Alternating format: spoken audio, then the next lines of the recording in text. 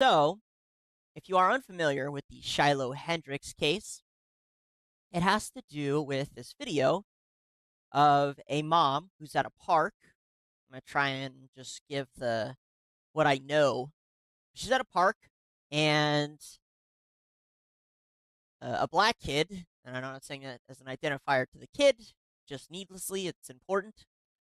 Black kid, I guess, goes up to her bag and pulls something out of her bag, and then the father of the kid, or I think he's a babysitter, I can't remember which,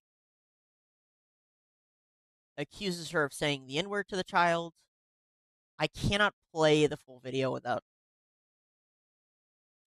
it saying it. And that while that's fine on most platforms, I'm not going to be bothered trying to censor it on YouTube. Visually, you've probably seen the video. It went viral a couple months ago, or maybe at the start of the year. I can't remember. Pretty far back. But anyway, so she got charged with disorderly conduct, and the case finally wrapped up, and they found her guilty of disorderly conduct.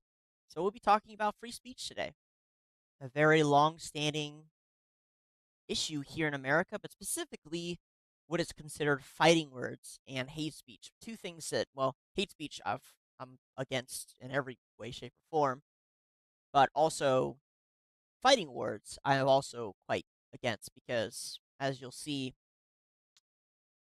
the people who are for it have kind of laced this under fighting words, which I think opens a door to all kinds of mess. So whatever. She calls the kid the N word.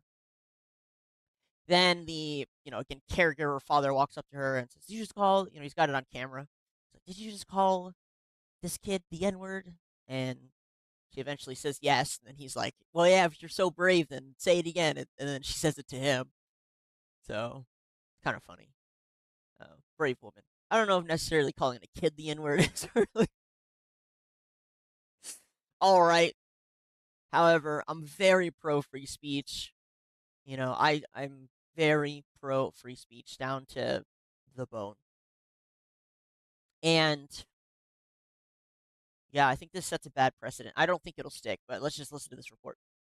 Decide exactly what question the jurors would be asked to answer with a ruling. The judge made it clear that jurors would be asked to decide if Hendricks' use of a slur towards a child, as shown in the now viral video, should be considered fighting words or not, which are words targeted at one person that would cause them to react violently. So fighting words, let's go look up the actual definition just in case, have kind of been a gray area just in general in America. If you're out from outside the US, fighting words are technically illegal. Fighting words are a category of speech that is not protected by the First Amendment because they inflict direct injury or tend to incite an immediate breach of peace. The U.S. Supreme Court created this rule in 1942 under the Chaplinsky versus New Hampshire case. I mean, that's just insane. How can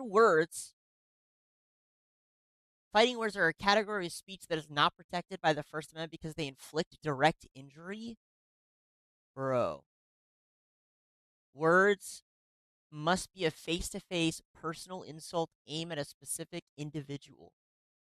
Immediate reaction. The speech must be very likely to cause an immediate physical fight or violent response from the ordinary person. No social value. Of course, for these words having no real part in the exchange of ideas of truth. Dude, again, this is insane. This is an insane legal definition for a word, especially in a time when we live around people who claim that they're triggered by the smallest things.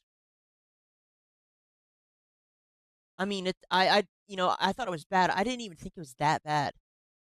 And to be honest, I don't really know of any cases other than this one that have gone to court over fighting words. As far as what I've seen as examples, it's like, yeah, hit me, like I'm gonna hit you, let's fight each other, like that type of shit being classified. However, this took place in Minnesota, which is a fucking extremely blue state, super liberal. The guy was a Somalian. Apparently, a lot of the jurors were Somalian. And if you're familiar with all of the stuff that we've covered on Minnesota that's going on there, they're big on Somalia, and it's weird shit. To be honest with you, it's basically a mini Somalia at this point. But you can see how this can be abused. Words must be a face-to-face personal insult aimed at a specific individual. I mean, anyone who's ever been in an argument with anybody, a friend or a family member, has probably said something insulting to the point that you're trying to make them mad. And therefore, that could be classified as fighting words. This is so stupid. This is fucking retarded, man. Let me see. Let me ask the AI. What are some legal case examples of fighting words? But I mean, basically, under this new ruling and what's gone on here is that if you say the N-word, it's classified as fighting words and it's technically legal. Fighting words are legally defined by cases where speech is unprotected because it directly incites immediate violence. Yeah, we know that. Give me some examples. A Catholic priest delivered a highly anti-Semitic, of course, and racist speech to a rowdy crowd. The court ruled the speech was protected, stating that free speech legitimately invites dispute and may induce a condition of unrest.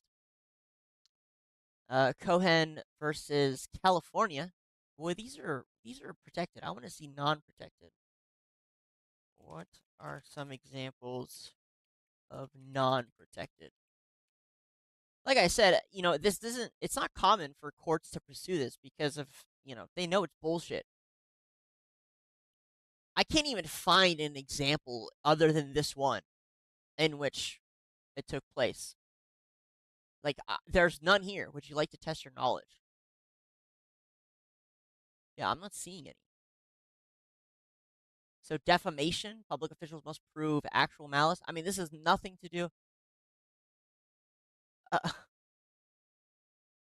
Established in Brandenburg versus v. Ohio, the speech must be directed to inciting imminent lawless action.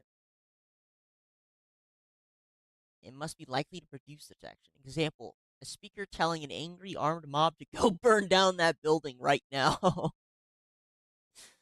That's also not non-protected under fighting words. Dumbass AI. But again, I think it's having trouble finding anything because again, it's just not common. Yeah, it's not even giving me a single case. To legally classify, yeah, I know. Has not upheld, listen to this. The court has not upheld a single fighting words conviction since 1942. Told you. No wonder I can't find anything. Nobody's dumb enough to run fighting words, ever. Nobody's that stupid. So again, this will probably go to a court above, an appeals court. They'll look at it and they'll just call the lower courts retarded for running it. Because, again, man, it never sticks. Disorderly conduct is something that sticks. And yeah, maybe acting like that in a public park it can count for sure. And that's kind of what they ended up on. Although she definitely got slammed for, fighting words. So this is what she got charged with. Convicted and sentenced to a stayed 90-day jail term, which is just insane, by the way, for disorderly conduct. 1 year of probation, 200 hours of community service, and a $1,000 fine. Yeah, that's ridiculous. That is absolutely ridiculous. I've never seen such harsh conviction for something so stupid. And also, are you kidding me? Legally be classified